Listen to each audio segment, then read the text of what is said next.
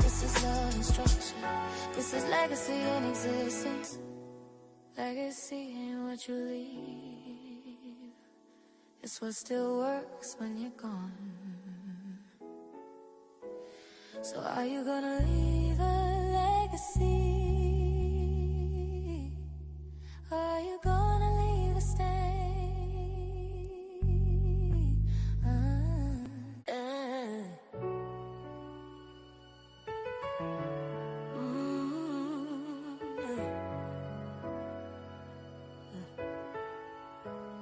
This ain't about flash.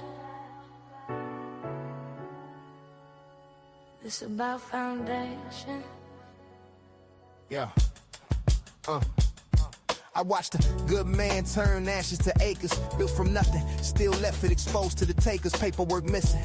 Intentions were pure, but the absence of structure made the outcome unsure. They say hard work is enough, that's a myth we inherit. If wisdom ain't documented, then wealth don't merit. Probate eating the pie, while the bloodline wait. Generations starving off a patriarch's mistake. I don't rap for applause, I lecture in rhythm. Each bar is a brick in the system I'm building. Ownership over emotion, control over chance. A future that's written, don't rely on advance. I speak to the fathers who thought they had time, till the clock made a liar out of hustle and grind. What you leave ain't your money, it's instruction and law. A legacy guarded by wisdom, not flaw. Build it stronger than you, let it outlive your name. So the love you leave behind don't dissolve in the pain. If tomorrow don't come, let your vision remain. We don't just survive, we preserve the flame. Build it deeper than dreams, let it echo through time. So your children's children know you plan every line. If the world try to take, let it be resistance. This is love and structure. This is legacy in existence. Intellect sharpened by consequence and cause. I don't fear death, I fear disorder and loss. Seen the states disintegrate from sentiment alone. When attention ain't enforced, it get picked to the bone. You could love your kids loud and still fail them in silence. If you don't get protection, legal defiance. I speak asset allocation, privacy trust. Not paranoia, just stewardship, honor and must. This ain't rich talk, this is responsible living. A will without wisdom is permission for pillaging. I'm angry at cycles that keep us uninformed. We inherit trauma, but never the form. I break patterns with paperwork, planning and foresight. So my bloodline sleep peaceful when I'm out of sight. Don't leave love unguarded. Don't leave hope unplanned.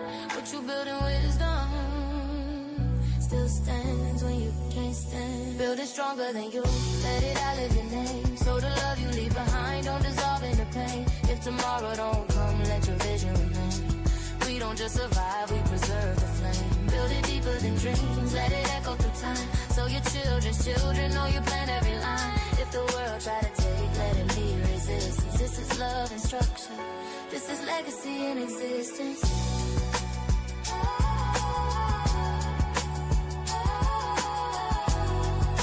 Legacy in existence. Legacy in existence.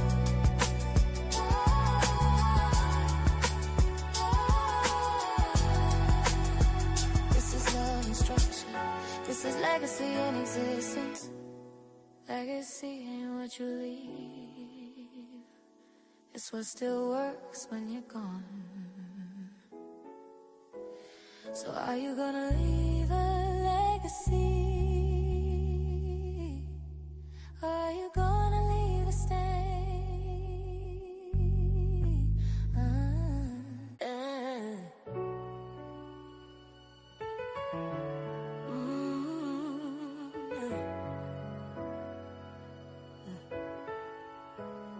This ain't about flash. This about foundation. Yeah. I watched a good man turn ashes to acres, built from nothing, still left it exposed to the takers, paperwork missing. Intentions were pure, but the absence of structure made the outcome unsure. They say hard work is enough, that's a myth we inherit. If wisdom ain't documented, then wealth don't merit. Probate eating the pie, while the bloodline wait. Generations starving off a patriarch's mistake. I don't rap for applause, I lecture in rhythm. Each bar is a brick in the system I'm building. Ownership over emotion, control over chance. A future that's written, don't rely on advance. I speak to the fathers who thought they had time, till the clock made a liar out of hustle and grind. What you leave ain't your money, it's instruction and law. A legacy guarded by wisdom, not flaw. Build it stronger than you, let it outlive your name. So the love you leave behind don't dissolve in the pain. If tomorrow don't come, let your vision remain. We don't just survive, we preserve the flame. Build it deeper than dreams, let it echo through time. So your children Welcome back to the Succeed Podcast. I'm with John Washington here. We're going to be talking about some interesting topics today, John. So this podcast has been going on for the last couple of weeks. Now we're in a couple of months now. Yeah. What you been thinking about it? Oh, this is my fifth episode. Maybe six, or I don't know. Somewhere around there, 5 or 6. Or you Right. lose count after a while. Right. But anyway, we're grateful that we are here for this particular podcast, Russell. It's so interesting, y'all. Working with this CEO of the company, Russel Thompson. He's the CEO of Succeed Consulting firm, and what a journey it has been. We've helped a lot of people, and we care about our clients. We really do care about our clients. We're dealing right now with one of our clients just recently passed away, which we are going to be journeying. I'm leaving late tonight, and Russell's leaving tomorrow, headed to Atlanta, Georgia, for one of our clients who passed away with cancer, pancreatic cancer. He had been a very good, strong maverick, weekly meetings and everything like that, and death did not catch him off guard. Come on. God blessed him and his family. He got his house in order, and so everything was in the proper order. So when we was in Atlanta a couple of weeks ago, was able to visit him in the hospital, he and his wife, and have prayer with him. And then just this past couple of Fridays ago, after that, Russell and I was able to talk to him on the phone, on a Zoom call, as he was the last time he had his real cognitive day with us. And then that weekend, by that Tuesday, the same day Jesse Jackson passed. Same day, Tuesday. He passed away as Man, well. hey, let's just stop right now and give Mr. Jerome Warren, man. We got to give him big shouts out to Mr. Jerome Warren, man. Yeah. Like John said, man, it's different when you go to the grave with your house in order, Doc. Yeah. And I'm so happy for him, man. He had his whole house in order, y'all. He was in his right mind talking to me and John, okay? Yes. And I know that basically after that conversation, that's when he had the peace, because he just wanted to make sure and verify, hey, everything's done, everything's good? Yes, everything's done, everything's good. So, man, big shouts out to Mr. Jerome Warren, man. Big shouts out to him, man. So we want to dedicate part of this time to just say that to him and his family, Charlene and Vanessa and Victoria, his wife, who stood by his side. Talk about a faithful wife and a faithful mother to be there when you're at your last. That means something, y'all. And so they were there for him, and we were able to all kind of rally around and say what needed to be said and do what needed to be done in order to be able to have that sense of last smile of peace that passes all understanding, because you made some sense of your estate planning and made sure you have your house in order before it's all said and done. And he did that in a way that is a representation of what we encourage everybody to do. That's right. You do not know Doc. when death is going to knock on your door. You have no idea. And COVID, as I always say, should have taught us that. And for some reason, we're still learning that lesson. Please, folks, we're telling you, get your house in order. And so because of that, our topic today is going to be on what, Russell? Man, it's interesting how our topic just coincides with this, man, right? Yes. Our topic today is basically long-term protection versus asset protection. And John, to be honest with you, I thought those kind of things almost came totally together, because people really don't separate those things, right? Mm-hmm, right. But actually, after we've been doing this estate planning for a long time, we see, man, there's a big difference in protecting the asset versus protecting somebody's life. Ooh, you just said that's a mouthful there. That's a mouthful there. Oh my goodness, man! Like, there's so many layers to that, right? Yes. And we're gonna try to kind of appeal some of these layers today about that. But I mean, look, y'all, long-term protection. I want you to think about the word long-term. Okay, versus asset protection, right? Most people think, long-term protection is in your lifetime. No, long-term protection goes past your lifetime. It actually is going to protect the assets and things that go in the next generation. So we got to give information. We always say the biggest asset, what is what, John? The knowledge. It's right? the knowledge, your mind. Your knowledge and your mind are the biggest assets, right? And so in order to actually have long-term protection, we got to make sure we pass the actual generational wealth through education and information. So this is informational purposes only. Of course, we have our own in-house counsel. We have a beautiful attorney that can basically guide you through any type of questions on legal that you need to actually ask. But we are here just to give information. We want to make sure we educate the public because a lot of people are misinformed when it comes to estate planning. And again, the states and the probates and all the other people involved are there to take over and take advantage of your assets and your estate when you're not here. Mm-hmm. Boy, ain't that something. Yes, sir. You're not here, right? If we have a secret sauce to the trust, attorneys certainly have their secret sauce that they utilize with their clients and future clients. And so they have learned a lot of patience to just simply wait until it's all said and done. Once they have signed off on that living trust document, then it's just a waiting game after that, because nobody gets educated hardly once that document is set up as a revocable document and they sign off on it. Then it's just a wait and see game at that point in time. And during the wait and see game, well, what happens is at the end is that the person has set up that living trust for you, and you have all the assets that you have protected in that so-called living trust instrument, but then they have an attachment of a will. And we've talked about this in our previous podcast about how the will does not provide for you the protection, and how the living trust that appears to be protecting you is just simply an illusion of security. Because we now know that once you have the engagement of the will that has to be probated by law in all 50 states, well, then the assets that are in the living trust has to be liquidated in order to pay the legal fees that have invited the attorneys into the probate court on the will side. So now you have a collaboration of those two coming together. And so when Russell was talking about asset protection now versus generational protection for the future, those are two different tracks. Now, it's one thing to protect your assets of your mind. It's another thing to protect the assets of your soul. So we have long-term protection. Yes, we have protection that is for generations to come. We're not here to preach and teach to you, but I would just say that, fear not him to have the power to cast a body, into the grave or into death, but rather fear him that has power to cast both soul and body into hell. So the fact of the matter is that we need God in our life. We need a relationship with him, and that is the ultimate trust. Long-term.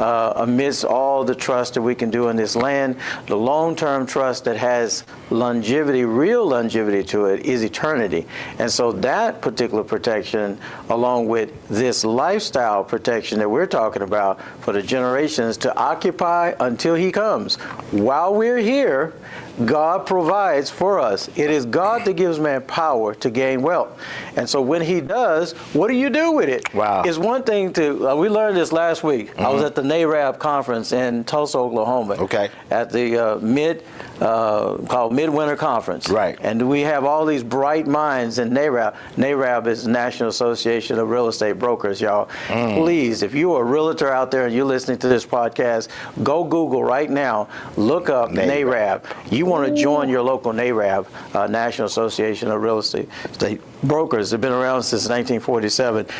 Awesome group. The national conference is coming up in Las Vegas, July 24th to July 31st. You don't want to miss it. We'll be there. And you want to do that because those realtors realized in many different ways in our conversations that we had with several of them that, hey, herein lies an instrument called a federal trust that gives you that longevity of protection that we're talking about today. It gives you the longevity of protection that we're talking about today for the next 4 generations, so that you can protect the assets now and you can also protect them for the future. So, Russell, tell us about the difference between those two. Go ahead. So it says long-term care or long-term protection.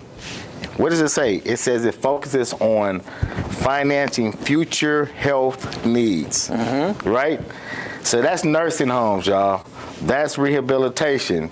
That's in-home care. The last time we checked is that people's health declines, when they die. Or in other cases, people get killed or in a car accident or something, right? Yeah. But in most cases, right? 65% of adults will have some kind of health care crisis decline before they pass away. Exactly right. That's what I was getting to. 65% of adults will have some kind of health care crisis before they pass away. And so that's a high number. And especially, we're now getting ready to approach, Russell, statistically, if you look at your local statistics, this group that's coming up is one of the largest 65-year-old groups I think boomers. ever existed in the United States history. That's right. It's one of the oldest groups that has existed. There'll be more 65-year-olds now that are retiring than ever before. That's right. We're in the last phase of the baby boomers. You're right. Yes, right now, the large population is in the elderly years. You're right. My brother is one of those. Exactly. He's 65 right now. He's going to turn 66. So what we're saying is that you're right. So you're saying 65% of people are going to experience some type of health decline before they pass away. That is correct. Now, what's interesting about what you just said about that is that health care costs money. Yes. A lot of money. Right? Yeah. So what we have been seeing in a lot of what we do here is a lot of people are now getting to the last part of their life, have an unexpected health care crisis, and then are forced to now just use the total savings that they have accumulated over the course of their life.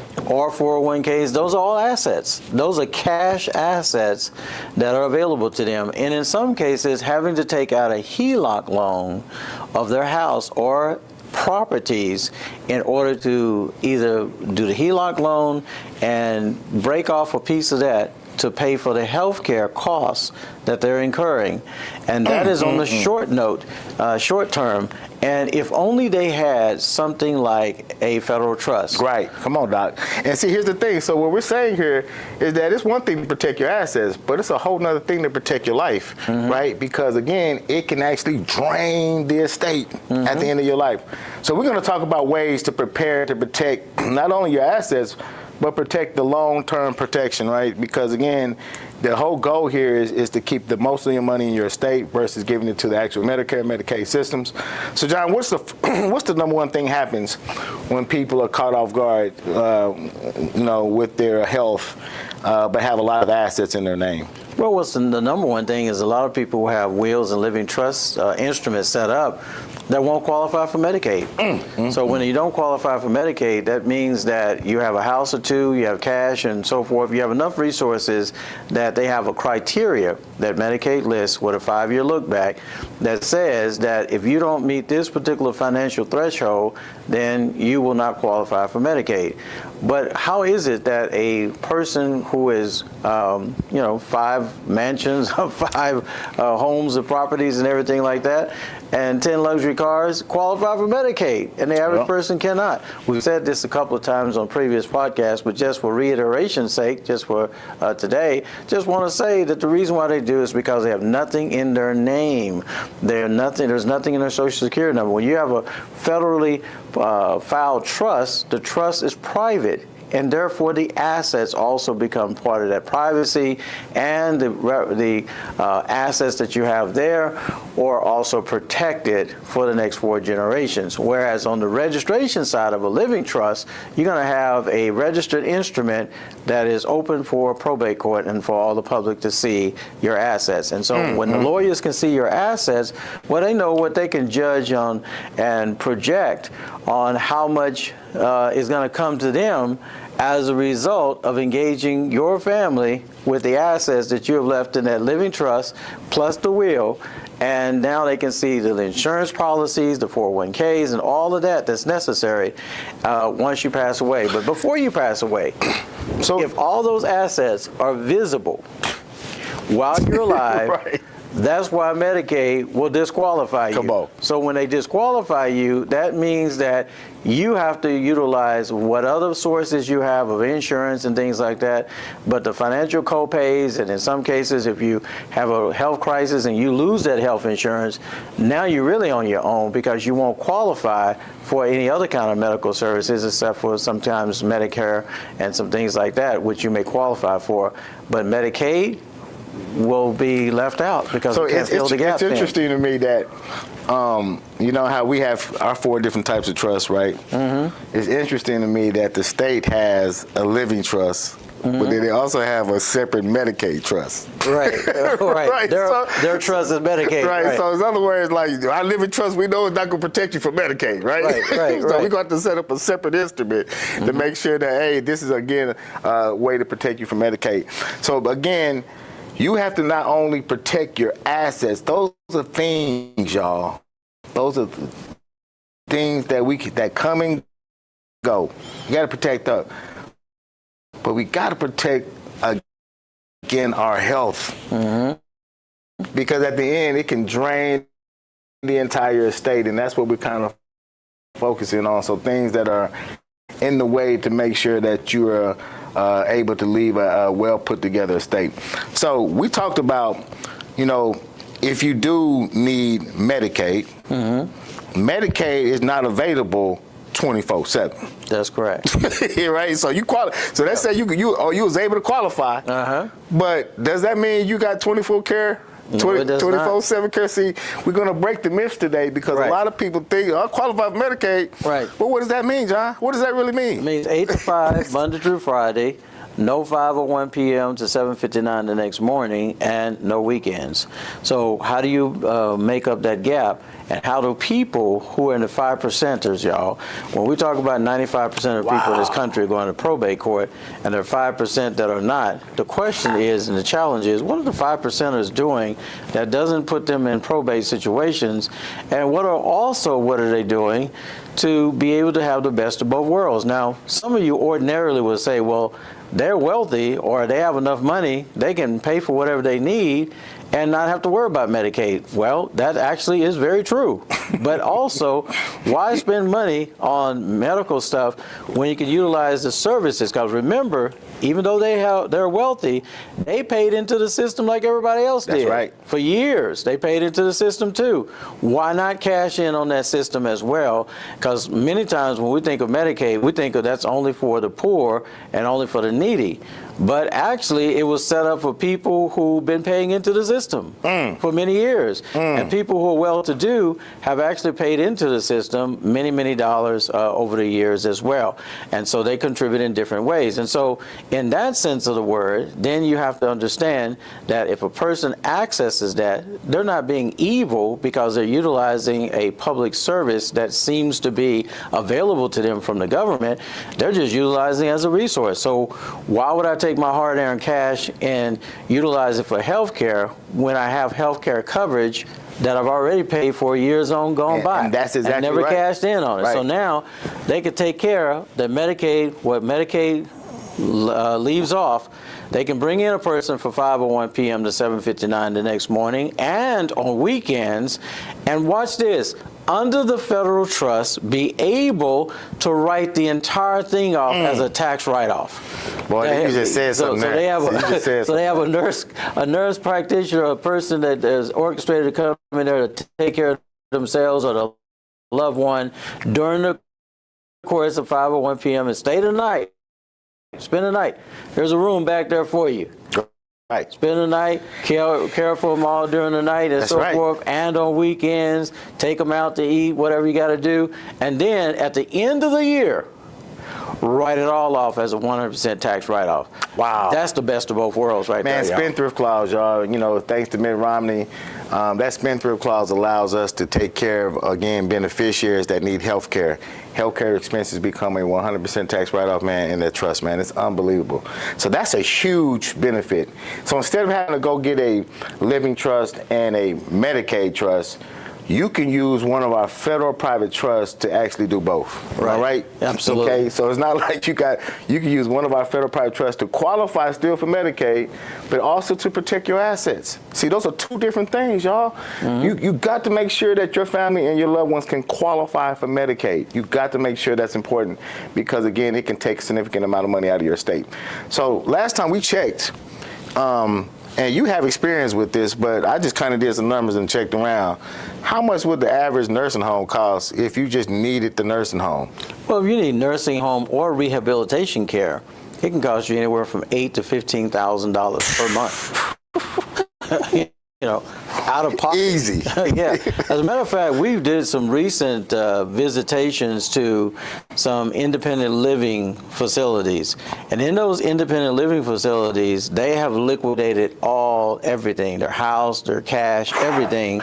And they're now have their special account, and they're paying that independent living apartment or arrangement in a because that's a new thing in communal services now in independent living communities where they've completely basically created a whole community for them 55 and older, and they're able to stay in that community. And it's a good community. It's a good thing. Don't get me wrong, but it costs anywhere from $3,000 to $5,000, $10,000 a month for their care and for the meals and all that stuff. That's part of independent living. But when it comes to rehab, y'all, rehab and nursing home type, now we're talking about a horse of a different color. We're talking about you sharing a room with somebody that you don't even know, separated only by a skirt, a curtain in the middle of the place, and now you sharing that time with somebody that some people that are sicker than yourself. You there for rehab, and you end up supposed to be rehabbing, but you end up sicker than you were when you came. Right. Yeah, there was some other nosocomial, what they call nosocomial disease as a result of being there. Some inherited thing that somebody didn't wash their hands properly or whatever, and they're changing diapers and whatever kind of stuff. They got Shigella on their hands and hepatitis A and whatever the case might be because they didn't thoroughly wash their hands. And that kind of stuff just goes on a lot in nursing homes. That's why when COVID came around, a lot of nursing homes banned people from the outside, but some of the culprits of the nursing home was inside, from the workers themselves, bringing stuff in from outside to the inside and making them sick, and many of them were dying. And so what you're saying, Don, is that other statistics we're looking at is that more people die in the hospital and nursing homes than just outside of that. Yes. And so you're right. What you're saying is they're dying from other complications they went in there for something else. Right. It died from something else that they caught from the nurse.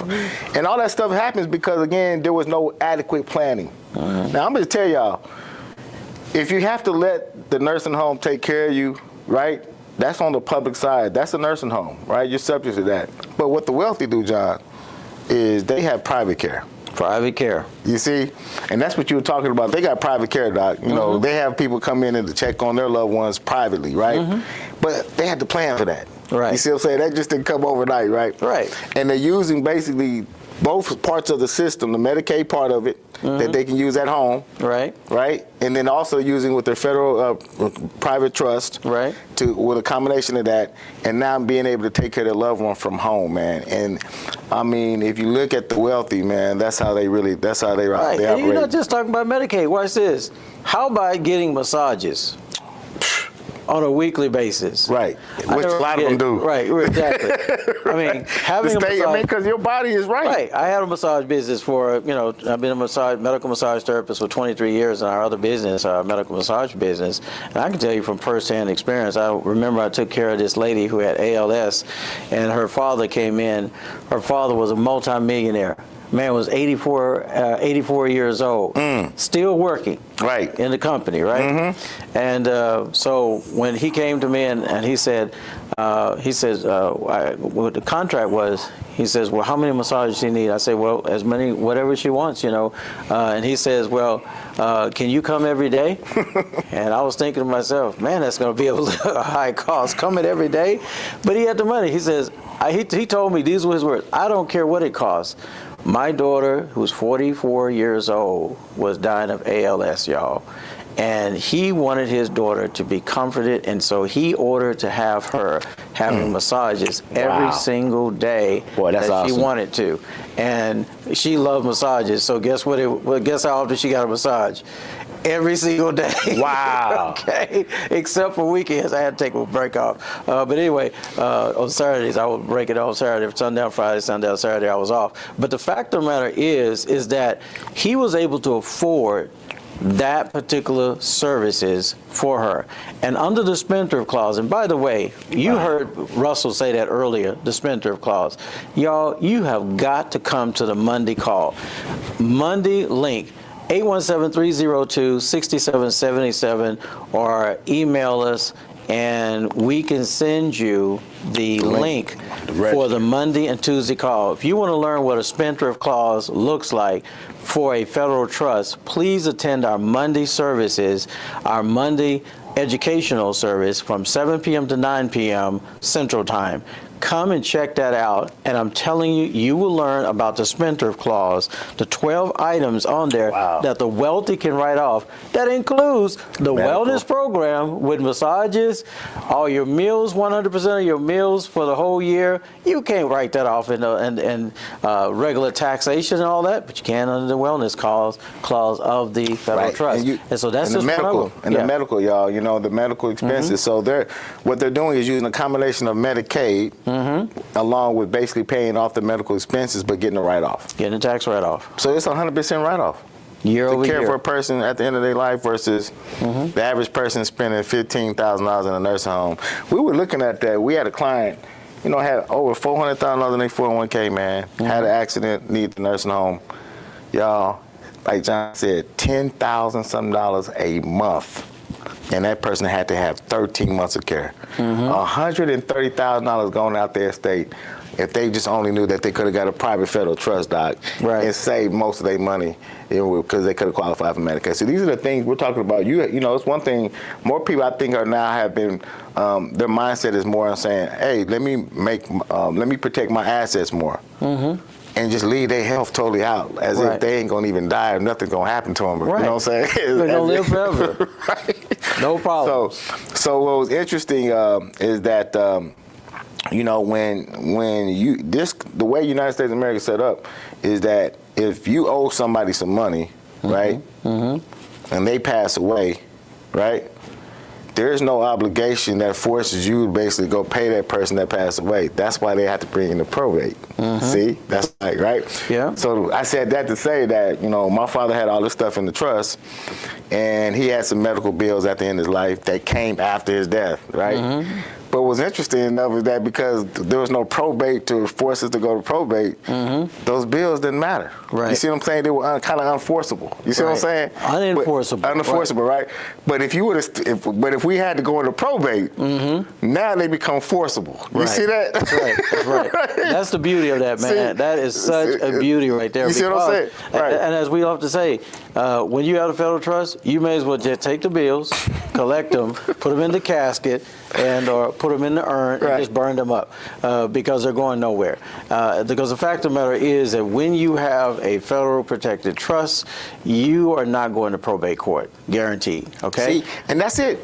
So if he would have left a house out, anything that would have forced us to have to go on one asset, they would have been able to see all of it. Right. You see that? Yeah. Now it becomes forcible.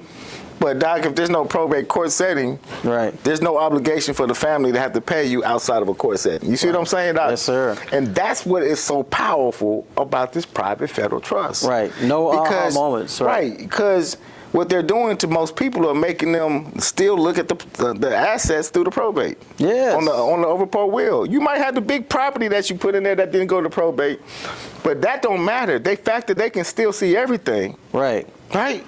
Now it actually just, you know, brings in motive. Right. As a matter of fact, the will is the peephole to the door. Right, so they can see what's really inside. The living trust side. So while you think they're thinking, your family thinking that everything is, you know, everything was put in the living trust, so we're good. The part of the illusion is that the magician on the other side of the door has a peephole. into the assets that are in that living trust side. They know all the assets on the living trust side. So all they need to do is wait till the death certificate come back and force the family in a situation to liquidate what's in the living trust side. So that land you had over the living trust, guess what?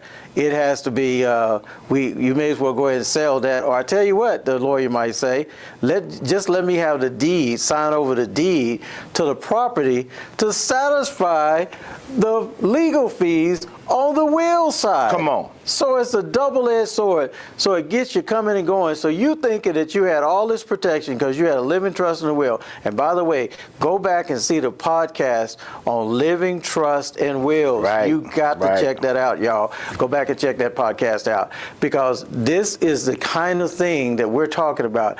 If you are uncomfortable with the knowledge of a federal trust, wait till you get the discomfort of understanding what a living trust and a will is all about. Because some people say, oh, well, how much does it cost? Does it cost a lot and all that? I always ask the question, what does it cost not to do it? Right. What is it going to cost you not to do it? Not to do it is enormous. In fact, you'll find in most cases it's 3 to 10 times more than what it costs to get a federal trust set up for you. So you want to make sure that you get your family, get your house in order as quickly as you can. You can see us on consultation. Watch this podcast today. Go on our educational calls on Monday and Tuesday. Check it out. Take a look at it. Do a deep dive. Pray over it. Make objective sense of it, and then let God lead you and guide you.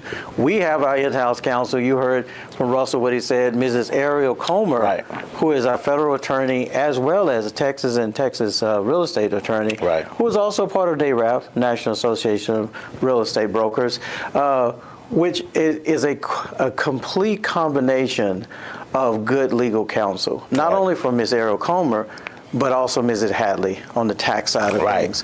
You want to make sure that you have that stuff taken care of, both in the short term and in the long term. So what we're talking about today is the assets that you spoke of in the short term, but also the long-term protection as it goes. What are some other stuff about that, Russell? So, I mean, when you look at long-term protection, you also got to consider your investments. Mm-hmm. All right. Oh, you hit the nail on the head there. And then, of course, we can throw insurance. Everybody knows about insurance at the end, but the investments, if you have your investments in your social, there's no long-term protection. Mm-hmm. Mm-hmm. It's protected till you die. That's it. Okay? Right. And so what we're showing you is that, hey, instead of putting your investments in your social, you put them into an EIN number that's going to outlive you. All right. The EIN number now is, again, protected because the type of EIN that we have is a non-grantor EIN, which is not attached to anybody's social in the family. And now that particular EIN is protected. So if you pass away, it's not tied to death.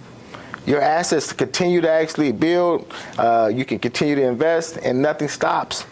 But when everything is tied to that social and to that actual death certificate, everything stops.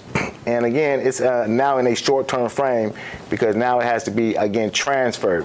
When you're able to have everything in one trust, or 4 trusts for that matter, you can now, again, go in life and death without transferring. Mm-hmm. That's the problem because, again, when things got to be transferred from social to social, that's when they come in, they take the money. Right? But if it's already in the trust and it don't need to be transferred, then again, it's passed to the next generation seamlessly. So we got to talk about basically, assets that are purchased, because you're purchasing assets, but again, it's based on sometimes on your sweat equity. Mm-hmm. Mm-hmm. Now, that's dangerous because what I'm teaching my kids is that before you buy your first home, you're not buying your home from sweat equity. Mm-hmm. You're not buying your home just because you got a good job and you make $100,000 a year and then you think that you're going to have that job forever. Right. And that, now you can pay this house note because I got a good job. Right. If you have a car accident the next day and you can't work, there goes the mortgage. Mm-hmm. There's no long-term protection, y'all. Okay? So how do you make sure that you have long-term protection? You teach your kids, and you teach yourself, by the way, to start investing now. Mm-hmm. Okay, what happens? You want the interest that's made off the investments to now be the way to pay for the mortgage. Right. And so boy, you hit something there. and since Russell mentioned mortgage, let me tell y'all something. There's a gentleman by the name of Don Daniel. Come on. Writes a book called The PILL Method, P-I-L-L Method. He's out of Huntsville, Alabama. I should be able to see him this weekend. Went over that way this weekend out of town. And let me tell y'all something, y'all. You want to learn what that PILL method is, how to pay off a 30-year mortgage in 7 to 9 years by learning something different on the amortization side. This brother has figured out a way on the amortization side unlike anything you probably have heard in the world of real estate. So if you're a NARAB person out there, or you're a person that's just tinkering around with real estate, flipping houses or whatever the case might be, check out the Mr. Don Daniels on something called the Peel Method. His book called The Peel Method will blow your mind. So we do. And not only just mortgages, but he taught you how to pay off auto loans, everything, credit cards quicker. Credit cards, any loans like that, yes. Any type of finance that's on there, Doc, there is a method. That's what he's saying. It's the Peel Method to paying those things off a lot faster and a lot quicker where you don't incur the interest, y'all. Very important. Right. And we're gonna get a chance on this podcast to interview Mr. Don Daniels. We want to bring him on our program because, y'all, you've got to hear his message. He has his own podcast, and so we want to just say shout out to Don. He came here recently to Fort Worth, Texas, to Grace Temple, and if you want to go to gracetempleSDA.org, you can check out his video, his sermon there, and also his seminar that afternoon.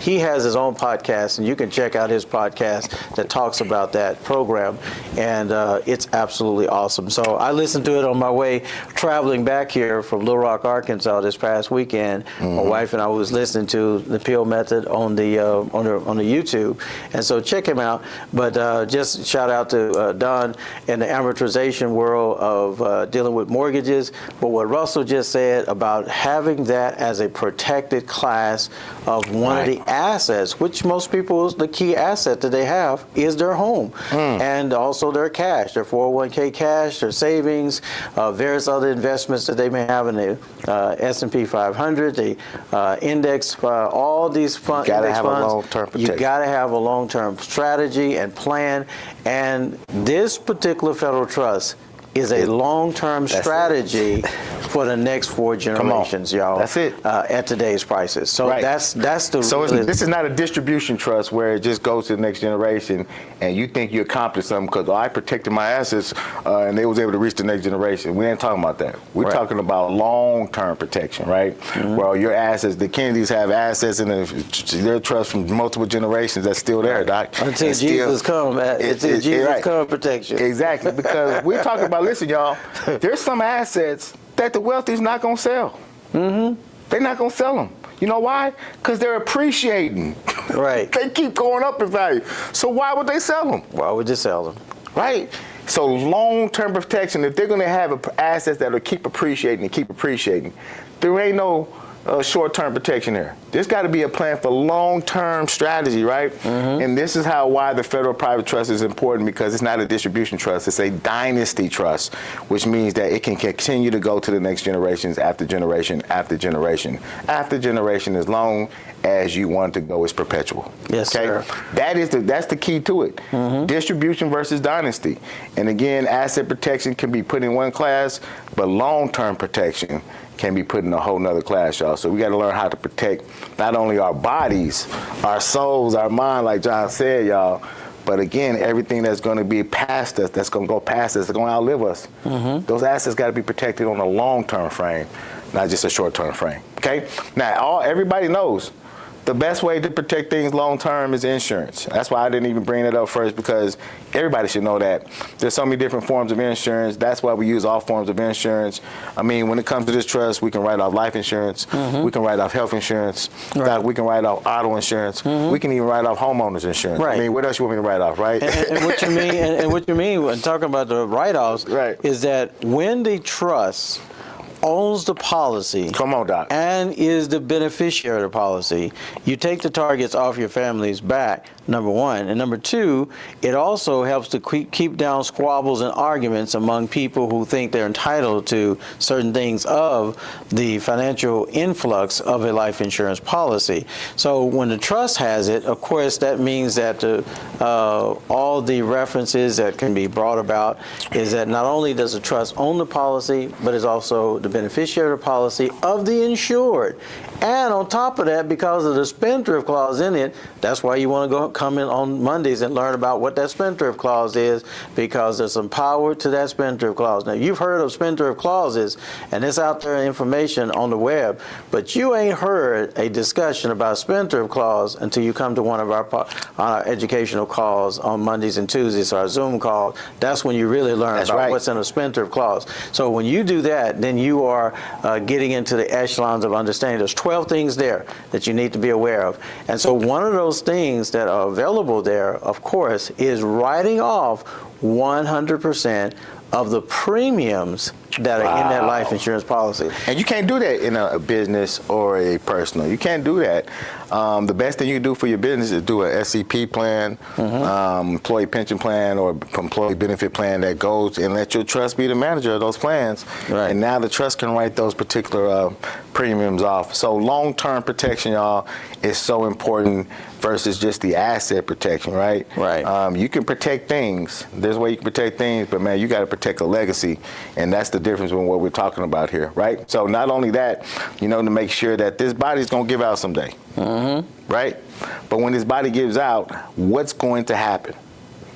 Are you going to be able to have your family be protected from this body giving out, or is your family going to pay for this body giving out? And that's the major difference here, man. I mean, you know, I see why now people go to probate, and I see why there is a gap to go to probate, even if you got a living trust, because what they're allowing the actual medical companies to do is come in and basically, because after you realize, John, the bills are coming at the end of your death. That means you already set the trust up. Right. You understand?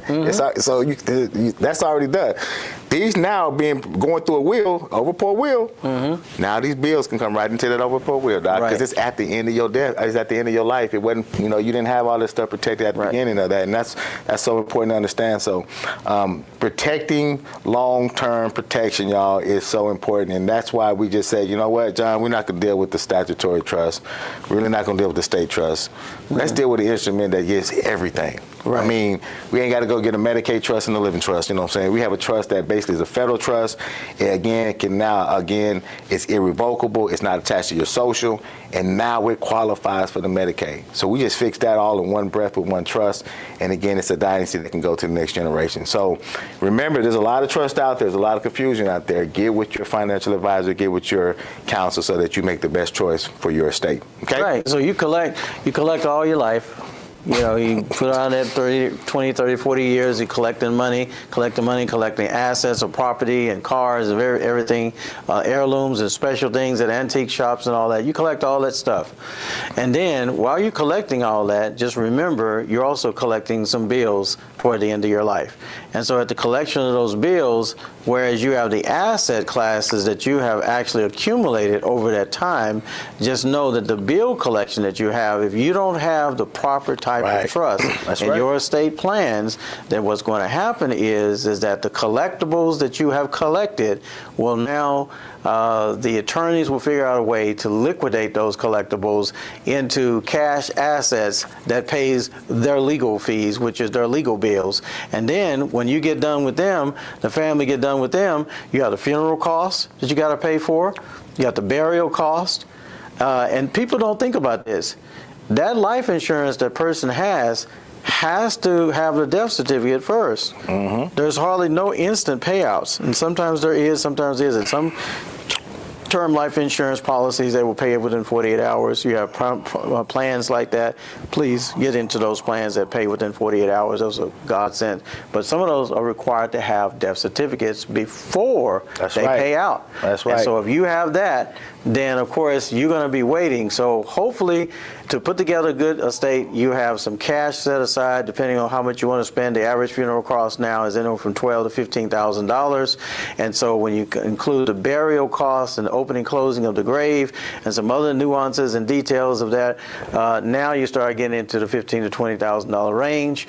And so when it comes to that, then you want to make sure that you have the adequate planning that you need to prepare for that long term. And that's why we say in the family trust we tell people, you know, you always should have life insurance, but you're going to need a buffer. You know, and that's why in our instructions, we have 52 weeks of trust training, y'all. Nobody's giving no details like that. You need to have $25,000 sitting in that trust account. Because what's going to happen is that when somebody passes away, John, like you said, the trust owns the policy and now the beneficiary of the policy. When that money comes back in from the reimbursement of that person's death, then you automatically just keep another $25,000 in there for the next person's death. You see that, Doc? There you go. And you're never caught off guard. Long-term planning is everything. And that's why we train, and that's why we teach this stuff in our actual trust training, man. So listen, when you get with us, you're not just getting an instrument. you getting an education, right? Yes. And you getting a lifetime of information that you can pass to the next generation. We just told you that the information is probably the biggest asset here.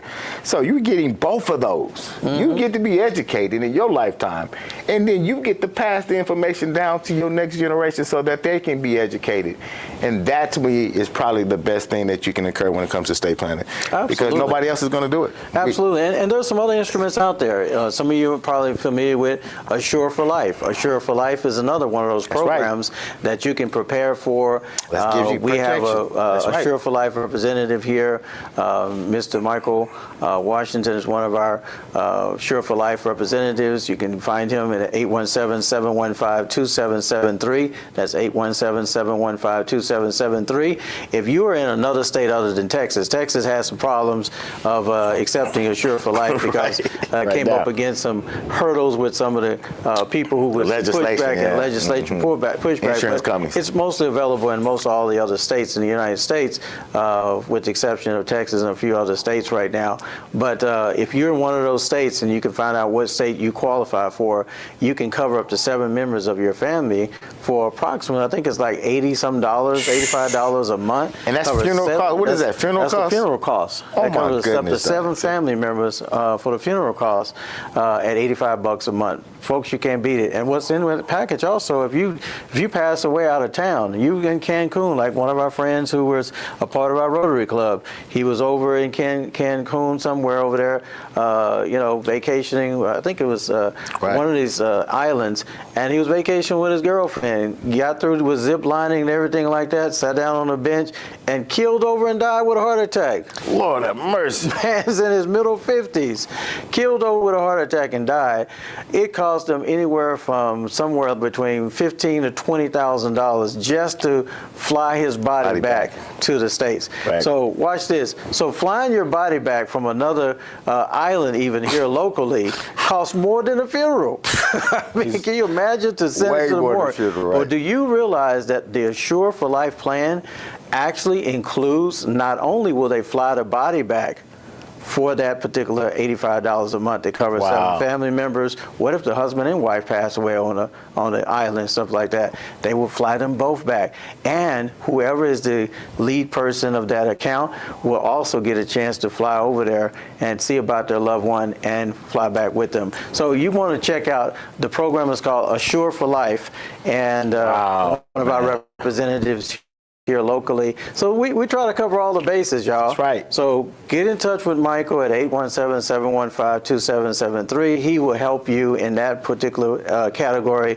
If you're living in a state other than Texas right now, then you want to check out that program. It's an excellent program to cover your family members. It does have some age limits up to, I think, age 85 and some other stuff, but you'll learn about the details of that as he'll describe that to you. Right. And so, like, those are all options, and we're going to end on this note with, we always talk about this story about the Kennedys, man. Yes. About how, they insure from the womb, right? And listen, that's why when you go through Succeed, we also make sure you deal with one of our insurance brokers so that you can get, again, you need to actually look and see what it's going to cost you to insure not only yourself, but your kids and your grandkids. You can get illustrations right now. Just check on that stuff, right? So word on the street is that the Kennedys, or what's his name, Joseph Kennedy, was in 1960-something, was putting $10 million life insurance policies. 1936. On all his kids. 1936 and beyond.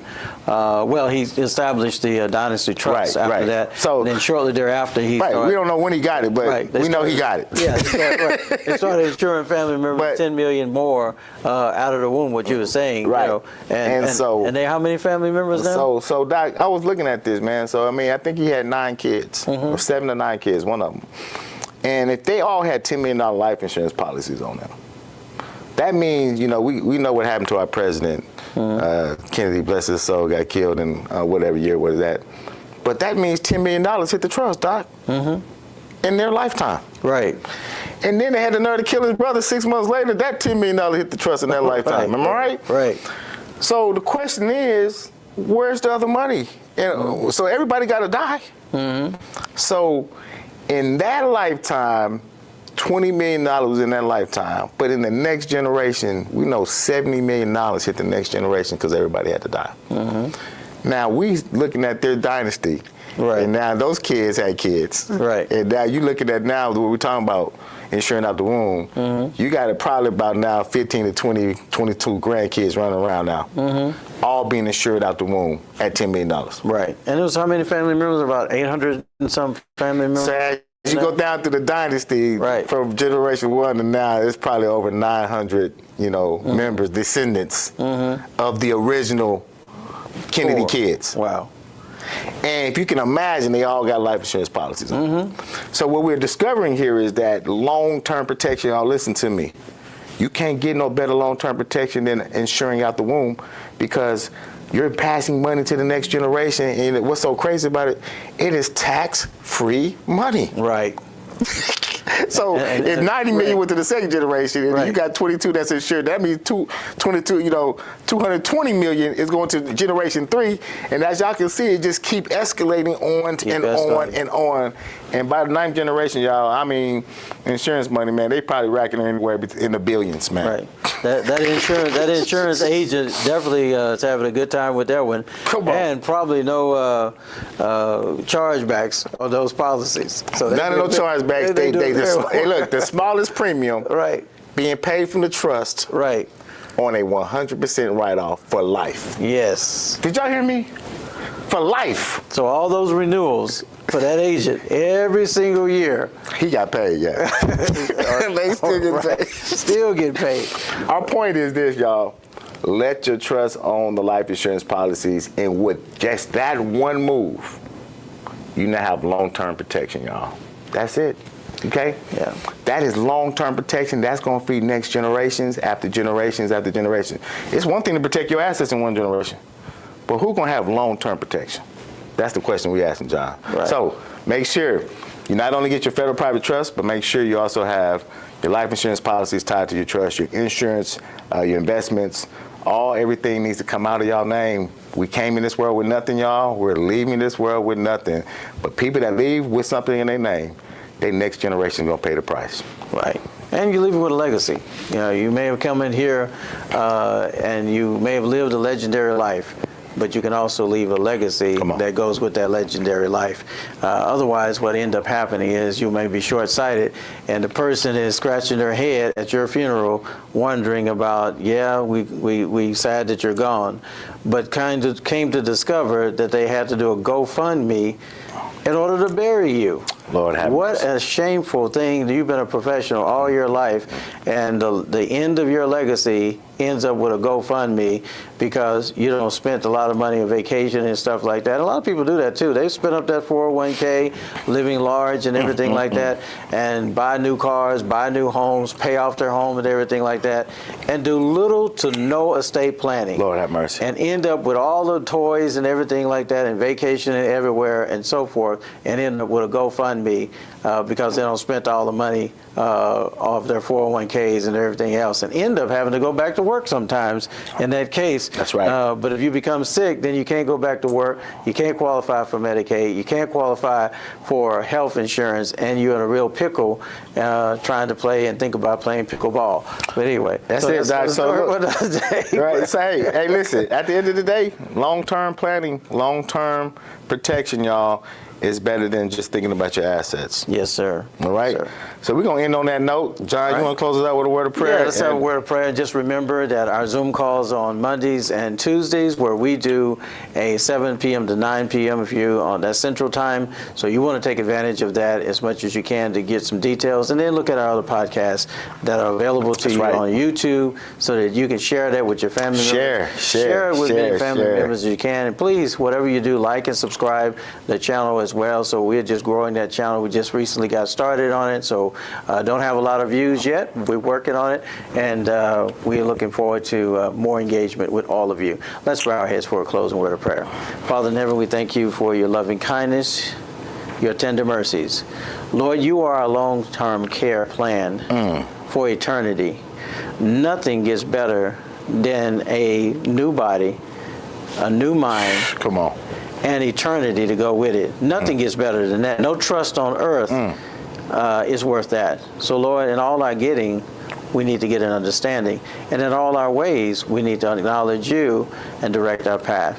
Lord, you are greater than all the silver and gold, all the rubies, the wisdom of just knowing you, who created all and made all those things, material things. But Lord, we want to be protected of our bodies, and we want to be protected of our health, and more importantly, the financial health of our families, the financial health of our next generations. We want to look after them. So if you're representing your household tonight, looking at this podcast, Lord, we just pray that you would bless them and keep them and strengthen them with the right kind of information from the right sources. In Jesus' name we thank you. Amen. Amen. Amen. We'll see you guys next time. See you next on the next podcast.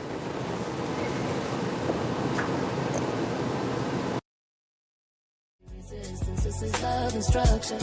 This is legacy and existence. Intellect sharpened by consequence and cause. I don't fear death, I fear disorder and loss. Seen the states disintegrate from sentiment alone.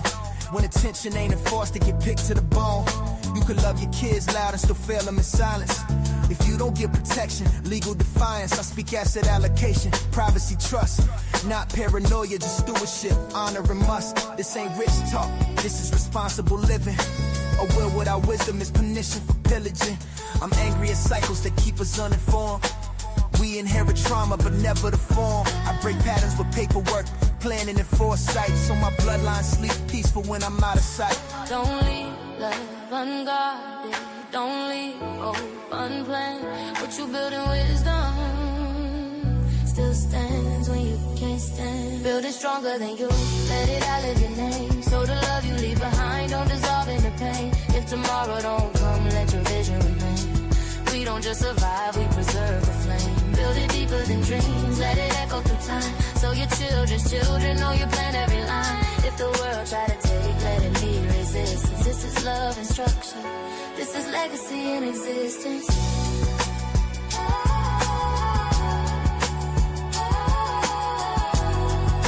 Legacy and resistance. Legacy and existence.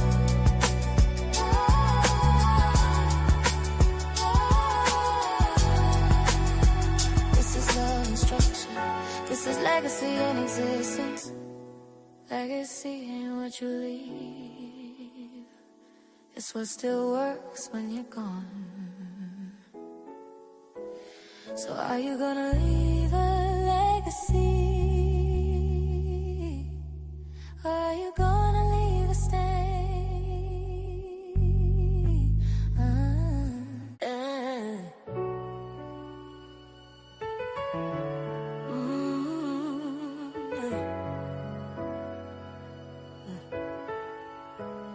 This ain't about flash. This about foundation. Yeah. I watched a good man turn ashes to acres. Built from nothing, still left it exposed to the takers. Paperwork missing. Intentions were pure, but the absence of structure made the outcome assured. They say hard work is enough. That's a myth we inherit. If wisdom ain't documented, then wealth don't merit. Probate eating the pie while the bloodline wait. Generation starving off a patriarch's mistake.